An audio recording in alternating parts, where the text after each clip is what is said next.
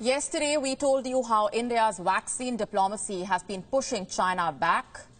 China's grand vaccine export plans have been failing. India's moves have rattled Beijing. The Chinese state media is furious. Leading Chinese dailies are crying foul. Let me tell you what I'm talking about. In the last few months, India has strategically countered China's influence both at home and abroad. At home, India has struck China's monopoly in the tech industry. Starting from June 2020, a total of 266 Chinese apps have been banned by the Indian government. TikTok, Share It, UZ Browser, WeChat, to name a few. And abroad, India has countered China's aggressive wolf diplomacy through its Vaccine Maitri initiative.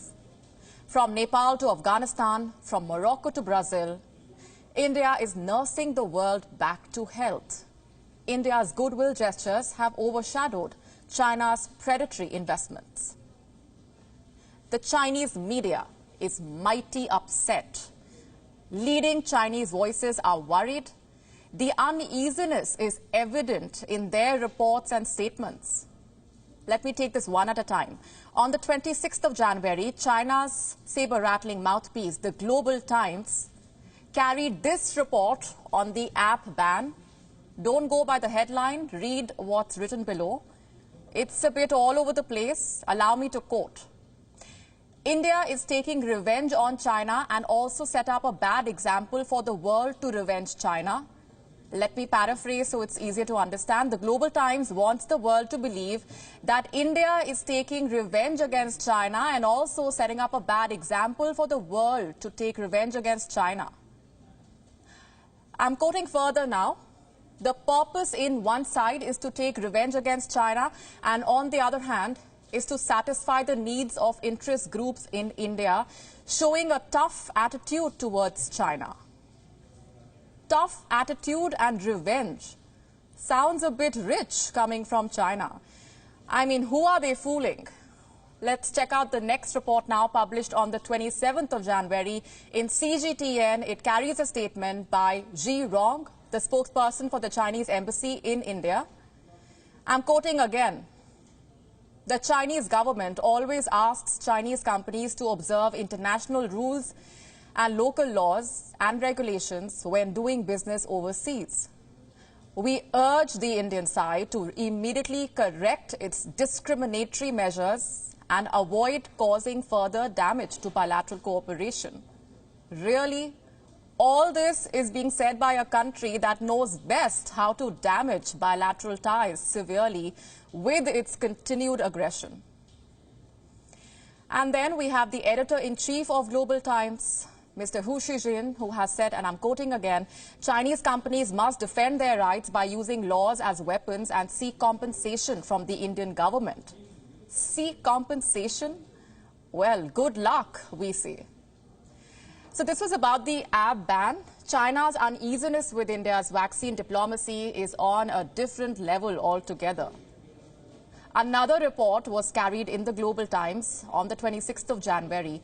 This one accused India of being behind the halting of Chinese vaccine trials in Bangladesh. Can you believe that? It says, I'm quoting now, the clinical trials were delayed until October due to the Indian government allegedly meddling in the two sites. And that India has been smearing China's cooperation with countries in South Asia on the anti-epidemic fight, as the region is traditionally under India's influence, unquote. Well, full points for creativity, but no takers for China's lies once again.